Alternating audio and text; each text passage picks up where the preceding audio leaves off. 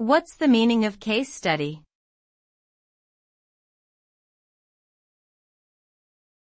Case study.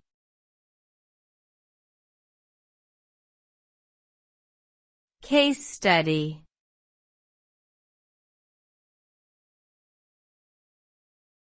Case study.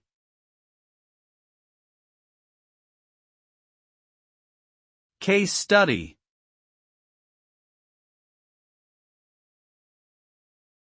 A case study is a research method that involves the detailed analysis of a specific example or situation. It is often used in social sciences and business to gain insights into a particular phenomenon or problem. The case study usually involves collecting data through various methods, such as interviews, observations, and documents. The result of a case study varies depending on the research question and the data collected. However, generally speaking, a good case study provides a rich and nuanced understanding of the context and the factors that contribute to the phenomenon or problem being investigated. It often leads to new insights, theories, or practical solutions.